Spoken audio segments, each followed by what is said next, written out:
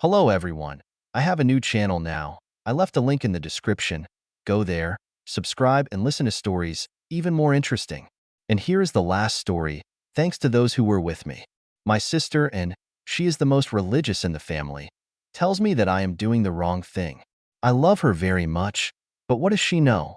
She's 28 and she's still very conservative. Although it was my own mistake, I shouldn't have taken Alan anywhere where someone I knew could see us together, and saw us together, and the next day she demanded to know what I was doing. When you get caught, it's useless to deny it. So I told her that I was spending time with my close friend. My God, Mary Beth, have you forgotten that you are a married woman? No, and I haven't forgotten, although I wish I had. A friend. Mary Beth, are you cheating on John with someone else? Oh my God. My sister is doing the wrong thing. When she said that, I lost my temper and replied, "Leave me alone," and walked away from her, hoping she wouldn't do anything stupid. For example, he won't tell John. He'll find out soon anyway, but I wanted it to be on my terms. I didn't think I was betraying John when I started dating Alan. I thought it was revenge. They say that the spouse will be the last to know about this. I had no idea how long it had been going on, but long enough for everyone John worked with to know about it. At least, that's what it seemed to me at the Christmas party with John. We were sitting at a table with John's secretary, Tammy, and her boyfriend, and I noticed a lot of sidelong glances in our direction, as well as what I can call awkward smirks on the faces that were looking in our direction. I realized why when I went into the ladies' room. There were 6 booths, and 3 of them were occupied. So I took the empty one at the far end. While I was there, the occupants of the booths finished their business, stood at the sinks, washed their hands, and put on makeup when one of them said, "Can you believe that? Does John have the nerve to put his assistant at the same table with his wife? Tammy doesn't think she's like that. She thinks she's going to be the new Mrs. Bernard soon." Sally thought so too, until he lost interest in her and fired her. He can be such an unpleasant person at times. Sometimes? He's been acting like this ever since he came here. Do you remember how he fired Patty because she didn't want to go on a date with him? I wonder if Tammy's boyfriend knows what's going on. Oh, come on, Marge. Tell it like it is. Chuckle. Chuckle. I feel sorry for John's wife. She doesn't seem to know anything about it. Yes, but as much as I dislike John, I'm not going to be the one to tell her that. When they left the room, I sat staring at the cubicle door and thought that Marge was right. I had no idea. When I returned to the table, John and Tammy were no longer there, and Tammy's boyfriend answered my unspoken question. They went to the bathroom. Funny, I thought. I just came from there, and I definitely didn't see her. 10 minutes later, John returned to the table, and a minute or so later, Tammy appeared. It was hard for me to hold back, but I managed to hold out for the rest of the evening without giving John or Tammy any reason to suspect that I knew something. The night we got home, I told John for the first time in all 8 years of our marriage that I had a headache when he wanted to spend time with me. Have a good time? Unlikely. He was just looking for solace after meeting another woman. The party was on Wednesday night, and the next day I called Marcia from the legal department, asking who we usually bring in to investigate family matters. She gave me a phone number and a name that I had to give. I called and asked to be put through to Alan Pendergast, but he wasn't there. The secretary wrote down my details and said he would call me back soon. 5 minutes later, there was a knock-knock, and looking up, I saw a tall man standing in the doorway of my office. "Mrs. Bernard?" "Yes. How can I help you?" "Alan Pendergast. I was downstairs when I was called. I found out the number and asked the secretary who it belongs to. And here I am. What can I do for you?" "Unfortunately, Mr. Pendergast, I need a private investigator. I'm not sure if you do family business, but if you don't, maybe you can recommend someone. Please call me Alan, and yes, we do such things." "What is the problem?" I told him about the party and what I'd heard. "It's just a rumor, but they seemed pretty confident.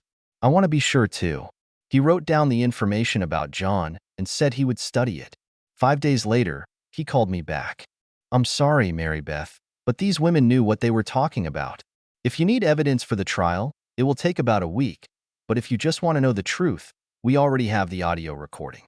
"How did you manage it?" "They meet at the motel during their lunch break and then return to work. We arranged with one of the cleaners to let us install a listening device. Now that we know their schedule, I can install cameras there. All I need is your permission. Yes, let's do it. Alan handed me the audio recording later that day. I was wondering if I should listen to her in the car on the way home or wait until everyone left and do it in the office. The last thing I wanted was to lose my temper at the wheel. Perhaps it would have been better to take Alan's word that John was guilty and not listen to the recording at all, but now it was too late.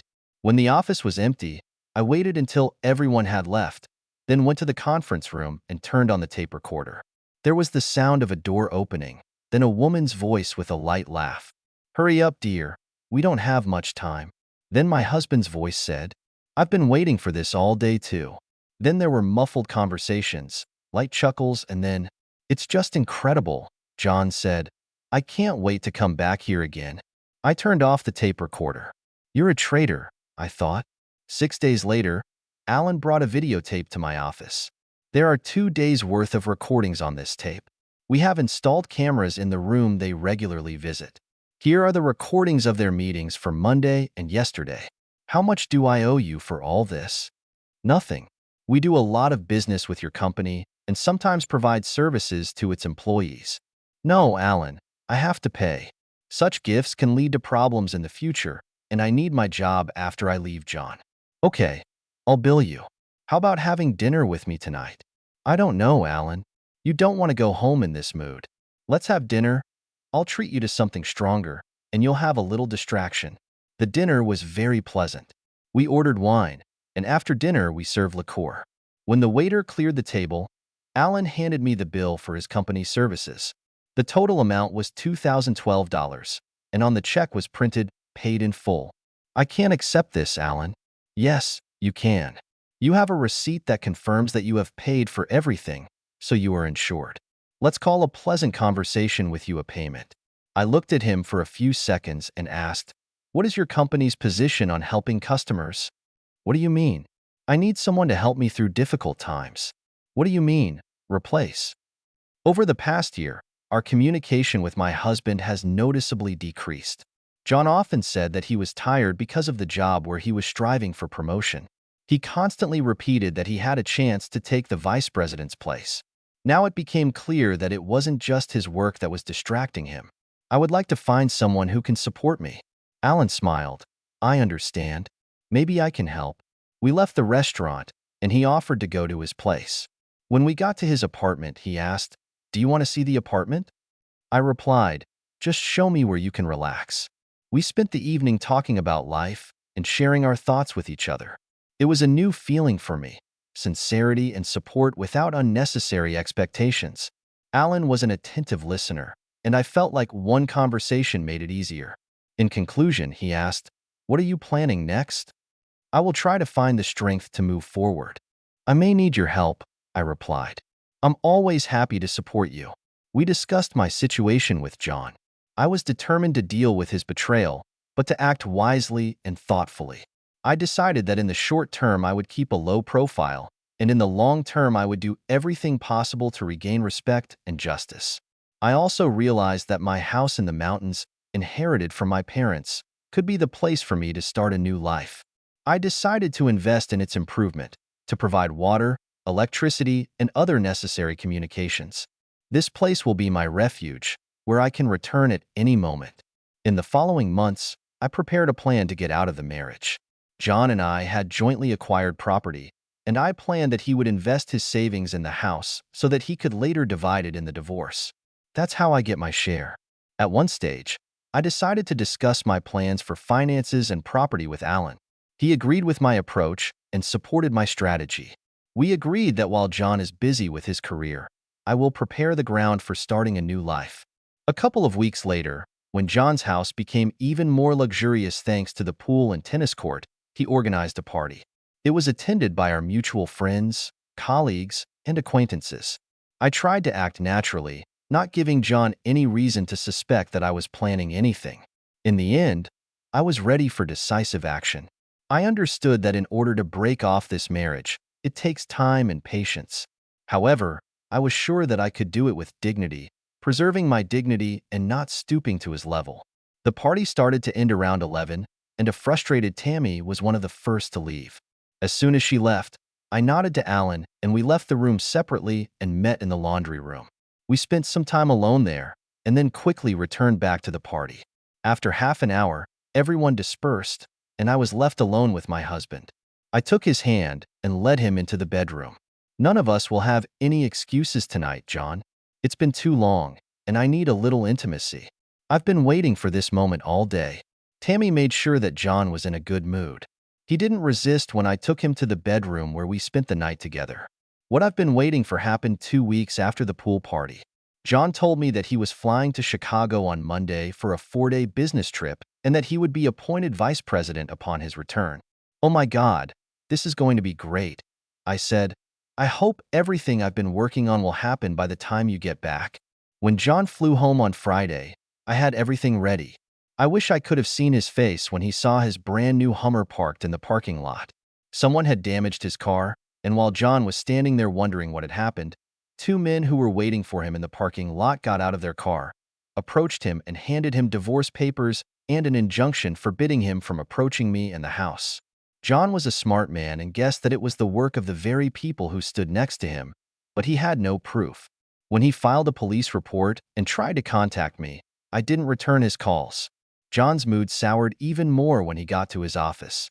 Unpleasant news awaited him there. His secretary, Tammy, was not in her place, and instead there was another woman at the table who knew nothing about her whereabouts.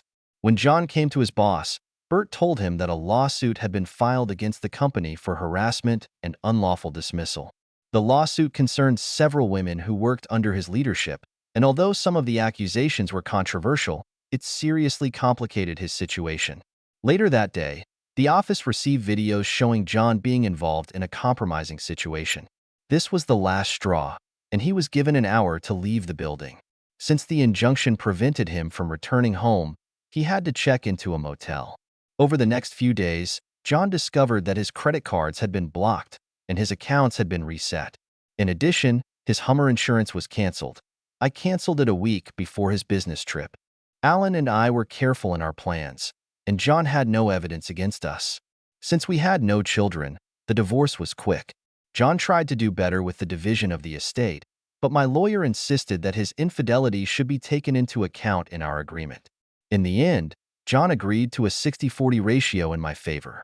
John's house and all his possessions, boat, trailer, motorcycles, ATVs, and snowmobiles, were sold, and the proceeds were divided between us. As part of my agreement with Sally and Rachel, when I helped them pay for a lawyer to file a lawsuit against John's company, we agreed that they would not make claims against John personally until our divorce was finalized. The day after the divorce, they filed a lawsuit against John personally for inappropriate behavior and unlawful dismissal. Their lawyer filed a motion to freeze John's assets pending the lawsuit.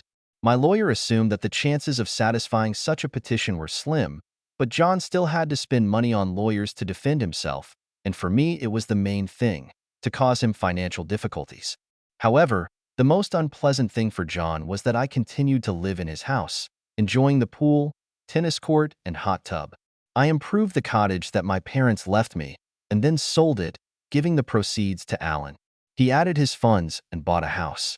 Alan acquired it as a representative of the MFJ investment company at the same closing when John and I signed the documents.